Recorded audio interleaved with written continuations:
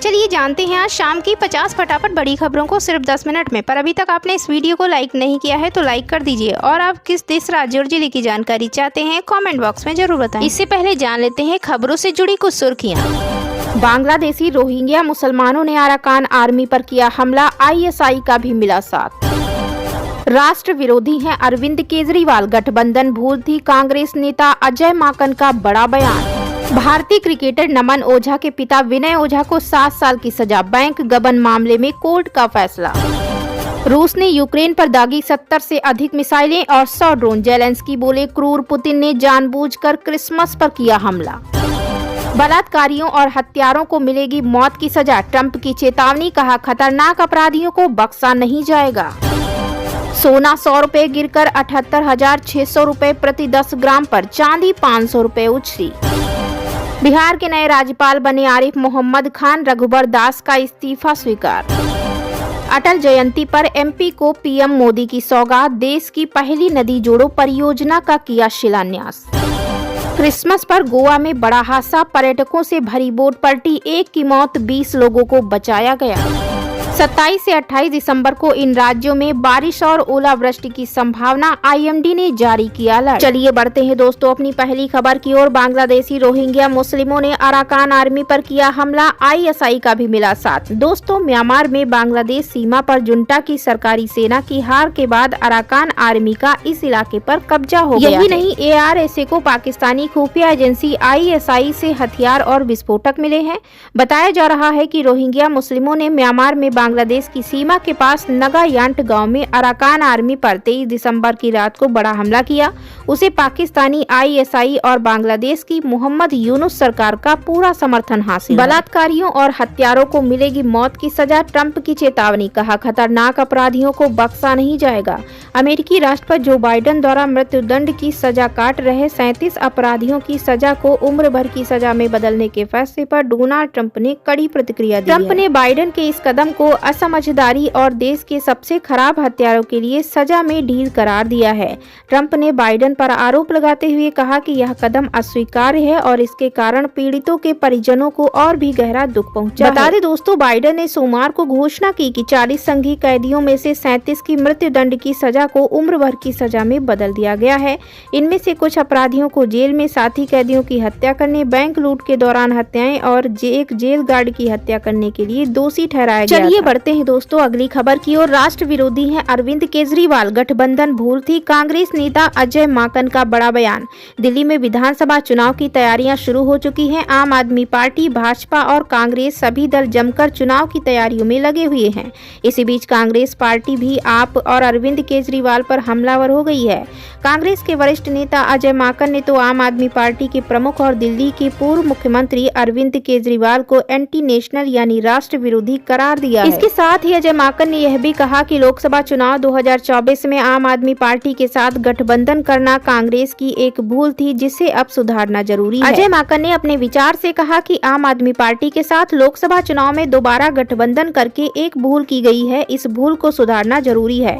माकन ने कहा कि केजरीवाल जैसे व्यक्ति पर भरोसा नहीं किया जा सकता। केजरीवाल की कोई विचारधारा और कोई सोच नहीं है, वह अपनी राजनीतिक महत्वाकांक्षा के लिए किसी भी हद तक जा सकते हैं। माकन ने कहा कि केजरीवाल ने समान नागरिक संहिता अनुच्छेद 370 और संशोधित नागरिकता कानून को लेकर भाजपा के साथ खड़े रहे। माकन ने कहा केजरीवाल एंटी नेशनल हैं, उनकी कोई विचारधारा नहीं है सिवाय अपनी निजी महत्वाकांक्षा। चलिए बढ़ते हैं दोस्तों अगली खबर की ओर। भारतीय क्रिकेटर नमन ओझा के पिता विनय ओझा को 7 साल की सजा, बैंक गबन मामले में कोर्ट का फैसला।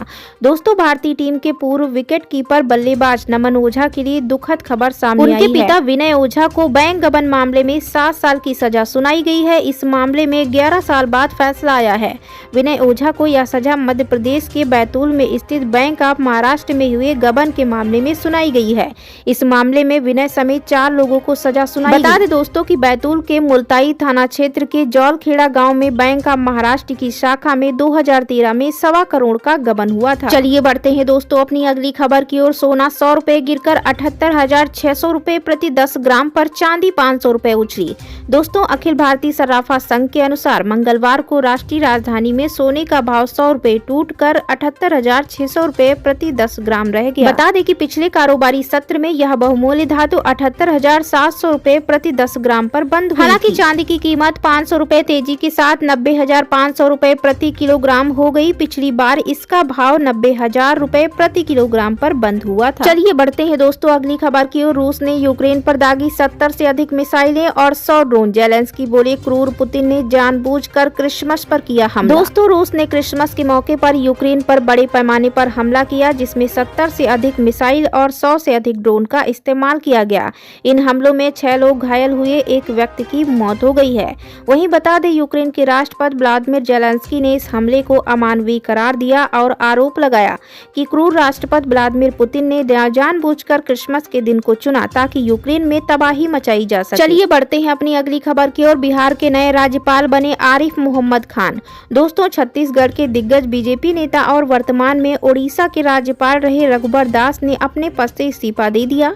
रघुबर दास ने राज्यपाल पद से इस्तीफा दे दिया है, जिसे राष्ट्रपति द्रौपदी मुर्मू ने स्वीकार कर लिया। वहीं पूर्व गृह सचिव अजय कुमार भल्ला को मणिपुर के राज्यपाल बनाया गया है। आरिफ मोहम्मद खान को बिहार का गवर्नर बनाया गया है और बिहार के गवर्नर राजेंद्र आर्लेकर को केरल का राज्यपाल बनाया गया है। चलिए बढ़ते हैं दोस्तों अपनी अगली खबर की ओर। अटल जयंती पर एमपी को पीएम मोदी की सौगात, देश की पहली नदी जोड़ो परियोजना का किया शिलान्यास। दोस्तों, प्रधानमंत्री नरेंद्र मोदी ने पूर्व प्रधानमंत्री अटल बिहारी वाजपेयी की 100वीं जयंती पर खजुराहो में देश की पहली नदी जोड़ो परियोजना के रूप में केन बेतवा नदी जोड़ो राष्ट्रीय परियोजना का शिलान्यास किया। इस अवसर पर मध्य प्रदेश के राज्यपाल मुंगभाई पटेल, मुख्यमंत्री डॉक्टर मोहन यादव, केंद्रीय जल शक्ति मंत्री CR पाटिल और खजुराहो सांसद भाजपा प्रदेश अध्यक्ष VD शर्मा विशेष रूप से मौजूद रहे। साथ ही बता दें दोस्तों कि इसी दौरान पीएम मोदी ने पूर्व प्रधानमंत्री दिवंगत अटल बिहारी वाजपेयी की जन्म शताब्दी पर स्मारक डाक टिकट और सिक्का भी जारी किया। बता दें दोस्तों, पीएम मोदी ने यहां आयोजित भव्य कार्यक्रम में देश की पहली महत्वाकांक्षी और बहुउद्देशीय केन बेतवा राष्ट्रीय नदी जोड़ो परियोजना का शिलान्यास करने के साथ ही खंडवा जिले की ओंकारेश्वर फ्लोटिंग और परियोजना का लोकार्पण और 1153 अटल ग्राम सुशासन भवनों का भूमि पूजन किया। साथ ही प्रधानमंत्री ने पूर्व प्रधानमंत्री वाजपेयी की स्मृति में डाक टिकट और सिक्का भी जारी किया। देश की नदियों को जोड़ने की परिकल्पना देने वाले वाजपेयी की जयंती पर यह परियोजना मध्य प्रदेश के लिए बड़ी सौगात मानी जा रही है। इस परियोजना के पूर्ण होने पर मध्य प्रदेश के 10 जिलों छतरपुर, पन्ना, टीकमगढ़, निवाड़ी, दमोह, शिवपुरी, दतिया, रायसेन, विदिशा और सागर में 8,11,000 हेक्टेयर क्षेत्र को सिंचाई की सुविधा मिलेगी और 44 लाख किसान परिवार लाभान्वित होंगे। बता दें कि पीएम मोदी ने मंच पर ही केन और बेतवा नदी के जल से भरे कलशों से जल को प्रवाहित कर केन बेतवा राष्ट्रीय नदी जोड़ो परियोजना का शिलान्यास किया। 2 प्रमुख नदियों केन और बेतवा को आपस में जोड़ने से संबंधित केन बेतवा लिंक राष्ट्रीय परियोजना देश में भूमिगत दबाव युक्त पाइप सिंचाई प्रणाली अपनाने वाली सबसे बड़ी सिंचाई परियोजना। चलिए बढ़ते हैं दोस्तों अपनी अगली खबर की ओर। क्रिसमस पर गोवा में बड़ा हादसा, पर्यटकों से भरी बोट पलटी, 1 की मौत। दोस्तों, क्रिसमस के खास मौके पर बुधवार को उत्तरी गोवा में बड़ा हादसा हुआ।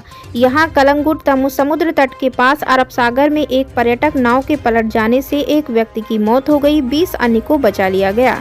यह घटना दोपहर करीब 1:30 बजे एक वरिष्ठ पुलिस अधिकारी ने बताया। जिस नाव पर वे यात्रा कर रहे थे उसके पलट जाने से 54 वर्षीय एक व्यक्ति की मौत हो गई तथा 20 अन्य को बचा लिया गया तथा उन्हें इलाज के लिए नजदीकी अस्पताल ले जाया गया। चलिए बढ़ते हैं दोस्तों अगली खबर की ओर। 27 से 28 दिसंबर को इन राज्यों में बारिश और ओलावृष्टि की संभावना, IMD ने जारी किया अलर्ट। दोस्तों, भारतीय मौसम विभाग ने बुधवार को चेतावनी दी है कि 27 दिसंबर को मध्य प्रदेश, पश्चिमी उत्तर प्रदेश और मध्य भारत के कुछ हिस्सों में ओलावृष्टि हो सकती है।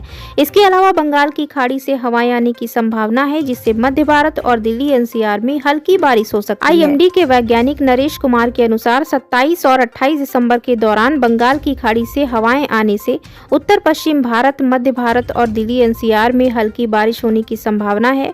उन्होंने कहा 27 दिसंबर को मध्य प्रदेश, पश्चिमी उत्तर प्रदेश, हिमाचल प्रदेश और मध्य भारत के कुछ हिस्सों में ओलावृष्टि हो सकती है। इसके अलावा उन्होंने यह भी बताया कि अगले 2 से 3 दिनों तक पंजाब, राजस्थान और उत्तर प्रदेश के कुछ हिस्सों में घना कोहरा भी छाया रहेगा। बता दें दोस्तों कि क्रिसमस की सुबह दिल्ली में शीतलहर और घना कोहरा छाया रहा, जिसके कारण तापमान में भारी गिरावट आई और शहर में विजिबिलिटी बहुत कम हो गई। भारतीय मौसम विभाग के मुताबिक दिल्ली का न्यूनतम तापमान 10 डिग्री सेल्सियस दर्ज किया गया। सुबह 5:30 बजे दिल्ली के विभिन्न इलाकों जैसे कर्तव्य पथ, जनपथ, द्वारका और इंडिया गेट पर घने कोहरे के कारण विजिबिलिटी सिर्फ 100 मीटर थी। वहीं दिल्ली में प्रदूषण की स्थिति भी खराब रही। केंद्रीय प्रदूषण नियंत्रण बोर्ड के अनुसार AQI सुबह 8 बजे